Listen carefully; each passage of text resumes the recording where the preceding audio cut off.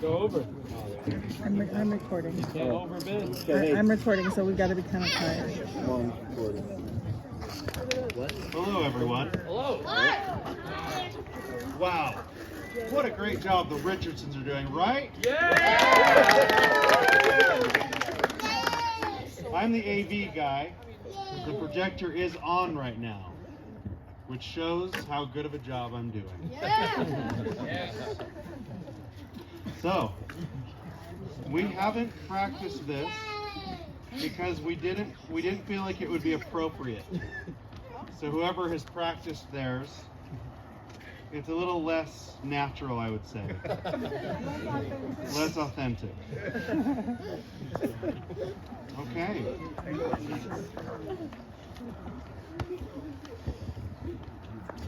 All right.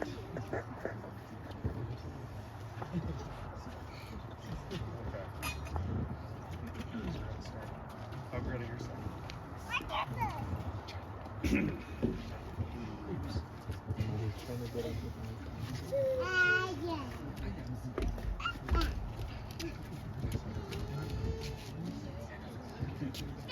My name is Julia Anstey Flitton. I was born in Hertfordshire, England in 1860. My parents were not interested in any church until they heard the gospel of Jesus Christ preached by some elders from the Church of Jesus Christ. I emigrated to the United States when I was 8 years old. My family and I made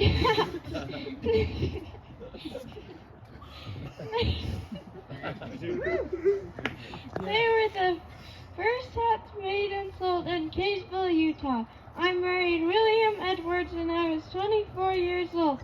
Less than 2 years later, he was killed during an accident while working on the railroad.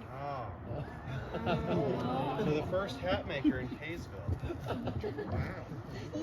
We had one child, John Arthur Edwards. This first son is Karen Higginson's grandfather. 10 days after my husband's death, I gave birth to our second son. For 4.5 years, I took care of my family and ran my farm located in the West Point, Utah. 4.5 years, ran the farm by herself. Life was hard. We mostly lived off of milk and bread. Sometimes we had a little meat. I kept a few sheep and cows. There was a man named John Davis that had been an acquaintance in England. He occasionally brought flour and other provisions to help me. I married John in 1890. We had 2 more children. I died in 1939 and I am buried at the West Point Cemetery. West Point Cemetery.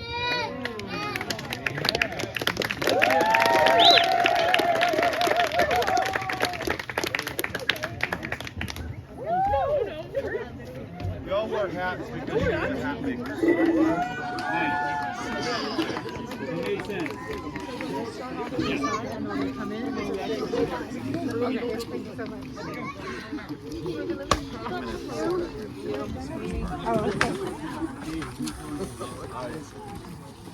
Shut up.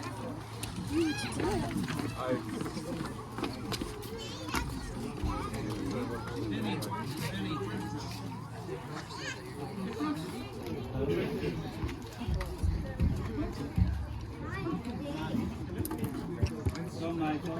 Go, Michael.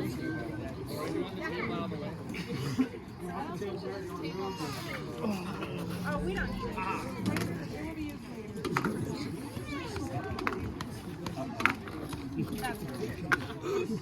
Thank you. What are you doing?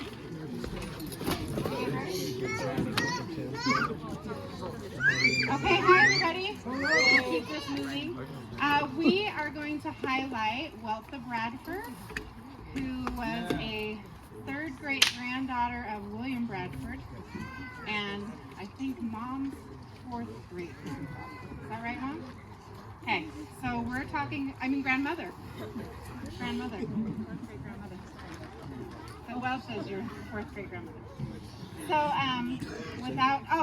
listen closely to our presentation because we will have a couple of questions at the end.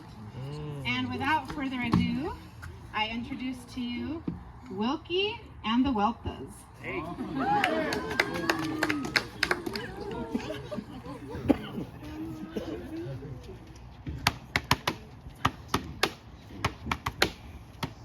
You keep saying that you don't like Weltha, but look at what you're doing right now. Family history, thanks to Lisa Marie, about Weltha, this is what we found. The Mayflower brought her peeps on over, 7 of them to be exact. William Bradford, William Brewster, Francis Cook, and Stephen Hopkins, Love and Liz added to the pack. She and Ira Hatch got wedded, into the Hatch clan she came. Hatch, they settled in New York, had a family of their own, 6 boys and 1 girl came. That is Weltha. That is Weltha. That is Weltha. That is Weltha. Weltha Bradford. That is Weltha. Sounds like Weltha to me. That is Weltha. Who wants the Weltha could it? That is Weltha. That is Weltha. Yeah! That is Weltha. That is Weltha. That is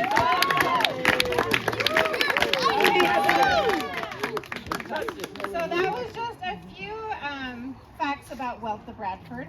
I'm going to tell you just a couple of other things, and then we're going to have a little quiz. Weltha and her husband started out their married life. They were deeply devout Christians, but they did not belong to any church because, in her words, there are none on earth that agree with her convictions. Later, she and her husband were living among the Cattaraugus Indians. They were one of the tribes referred to as the 7 Nations of the Iroquois. They were highly devoted and family-oriented people. These Indian children were friends to the Hatch family's children, and they played together and did lots of things together. And she says, here the children learned to live in peace and friendship with those of a different tongue, color, and race. And then the best story about her is that in early 1820, not 1820, 1830, Joseph Smith sent some missionaries to teach the Indians. And these were Oliver Cowdery, Peter Whitmer, Parley P. Pratt, and Zeba Peterson, or Zeba, I don't know how to say that. They were on a mission there. And as they were preaching, Ira Stearns, and I won't talk about him much because I know someone has him, but they and Weltha were there to listen to the missionaries. And Weltha said, I was converted while listening to the first sermon preached by an authorized servant of God. She said, that's what we have been looking for. The missionaries left 2 copies of the Book of Mormon with the Indians, and later Weltha was able to borrow one. And she read the book and was converted. She wanted to join immediately, but was directed to wait. Her husband was interested, but didn't get baptized till later. But Weltha was baptized after a hole was cut in the ice on the river, and she was baptized in 1832. And after a while, she moved to Nauvoo, and she was 37 years old when a cholera epidemic broke out in the area, and she passed away. And when she was dying, she told her children that they would all go live in the Rocky Mountains. And we know that eventually they did. And the great thing about Weltha is, if you think about the Hatch posterity that lives today, that's in the church, that has the gospel, she was the very, very first person in that family to be baptized and accept the gospel. So we have loved learning about Weltha. Michael's going to ask you a few questions. If you know the answer, raise your hand.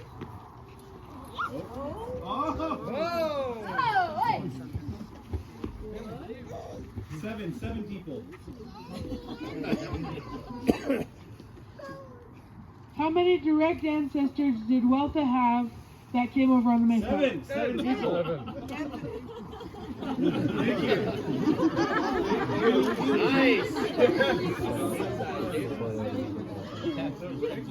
No, that wasn't right. I just knew. No, it's true. Name 2 of Weltha's ancestors that came over on the Mayflower. Love and Wrestling Brewster. Huh? It's true. Yes. No. Yeah. They weren't mentioned. They were. Let's go. Hey, look this side now when you ask a question. Which church were Weltha and Ira a part of before joining the Mormon Church? Oh, hey. Oh, that's right.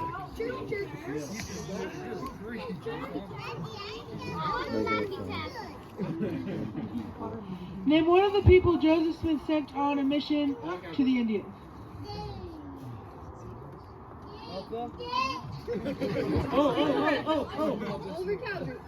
Yes. There you go, Sam.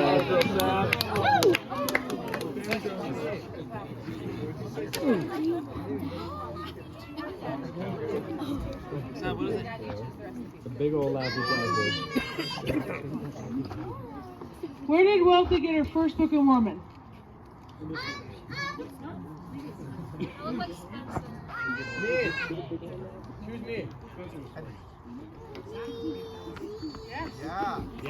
Good job.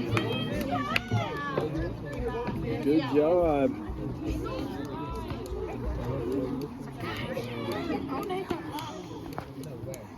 Where was Weltha baptized? Choose me. I was at first. Richard Gay. In a river after the ice was cut. Yeah. And it reset.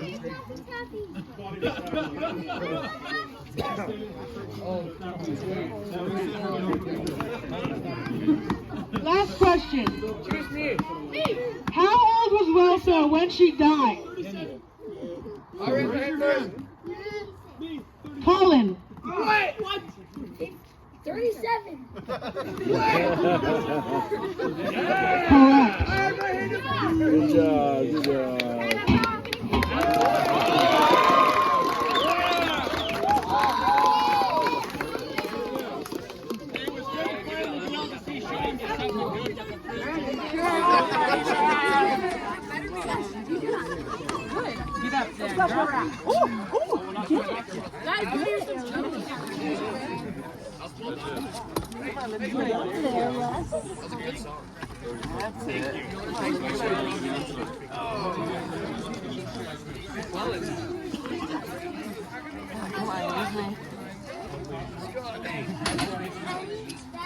Come this way.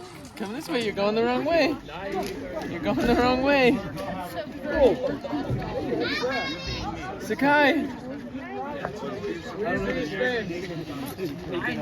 Especially me. That was actually a really good song.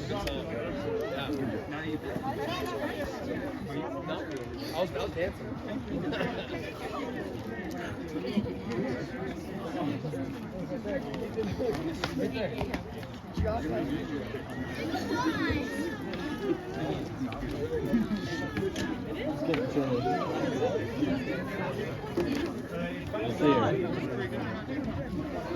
You want help getting up?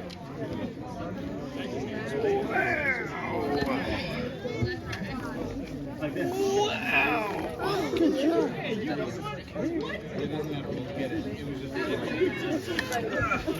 Hello. Hi, team. Okay, the man we are doing our on, John Detton. He is my great-great-grandfather. My great-great-great-grandfather. Okay, there's gonna be a quiz at the end, a written one. So, and there's prizes. It's not rigged this time, maybe.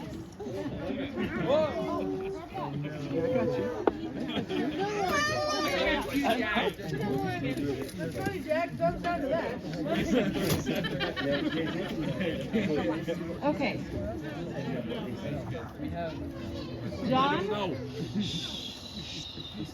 John Detton Jr.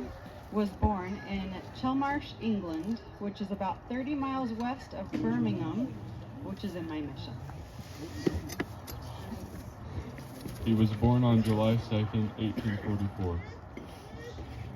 He is the son of John Detton Sr. and Hannah Bagnall. Around the time Hannah joined the church in 1850, John Denton Sr. left the family and headed for Australia to start a new life. John had 3 siblings, 2 sisters, and 1 half-brother. John was baptized and confirmed a member of the church on January 13, 1856 at the age of 11. When John was 19 years old, he migrated to America, along with his mother Hannah, her second husband William Phillips, and his half-brother Joseph. They were a part of the original pioneer handcart companies. They first settled in Provo, Utah in 1864. He went on to live in various places around Utah and Idaho throughout his life. John filed a declaration of intention to become a citizen of the United States on September 3, 1866. John Denton Jr. married Watie Selecta Williams in 1866, and they had 1 daughter named Abigail. In the fall of 1869, John lost Watie and Abigail due to illness about a month apart from each other, making him a widower at the age of 25. In 1871, John married his second wife, Caroline Nielsen Anderson, in Salt Lake City at the Endowment House, which is here. That same day, Caroline stood proxy for his first wife, Watie, to be sealed to John. John and Caroline had 13 children. We are descendants of their daughter Caroline. From 1871 to 1891, the family lived in Brigham City, Utah. In 1891, they were called by the church leaders to move up to Chesterfield, Idaho, to help colonize the new settlement there. They later moved to nearby Hatch, Idaho. John Denton Jr. was said to be a jack of all trades and master of all. John was a blacksmith and used that trade for all kinds of blacksmithing, including horseshoeing. He opened his own blacksmith shop in 1895 in Hatch, Idaho. John was a carpenter throughout his life. He built wood furniture, log cabins, wood homes, cabinets, caskets, barns, helped build the Logan Temple and the Salt Lake Temple, helped build the Chesterfield Meeting House and its benches. He built the tithing office, helped build the combined board and school in Hatch, Idaho. He also worked construction, building railroads as a blacksmith and as a carpenter. John was also a talented musician. He taught music, piano, organ, banjo, and violin. He loved his violin. It was a Stradivarius. His Stradivarius was later stolen. John played at church dances throughout the valley for many years. John was the director of the Tabernacle Choir in Brigham City. He also was a choir director in many of the stakes and wards he resided in. He was a composer of music and was instrumental in helping to compose some of the first hymns in the Sunday school songbook called the Red Book. John also tried his hand at inventing. In 1873, John sent a blueprint of a car coupling that he had designed to the Washington Patent Office. It was refused a patent as there were already other patents embracing the same ideas. John was called on a mission in 1884 and was sent to labor with the Washakie Indians. He taught them the gospel, taught them to sing and play music, taught them how to build houses of logs and lumber, and also taught them blacksmith work. John remained good friends with them, and Chief Washakie even would come many times to eat at their home. John was very obliging. Many friends would come to the home to visit and talk about the gospel. He was a great reader and had many church books. He loved to read and write, and would read and write early in the morning and late at night when he had the time. My writing included composing music. He did these things by the light of a kerosene lamp. John was also the scribe for the patriarch when he came to their ward to give patriarchal blessings. The patriarch would stay at their house during those visits. His wife, Caroline, passed away May 16, 1904, making him a widower again at age 59. Their youngest child was only 4 years old at the time. Later that year in December, he was riding a horse to priesthood meeting. which was about 20 miles away from home. He caught a severe cold, which then developed into pneumonia. He passed away on December 11, 1904, only 7 months after his wife Caroline had died. And just 7 months before John Detton Higginson was born, which is our grandfather and the father of Richard Lynn Higginson. He was only 60 years old at the time and is buried in the Chesterfield Cemetery.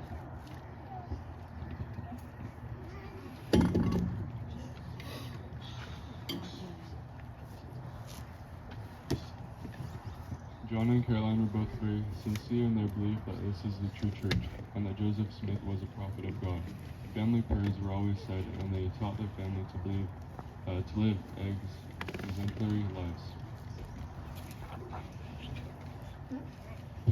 You're all listening so well. Now we're going to have a reading quiz. So we'll hand out pens and papers.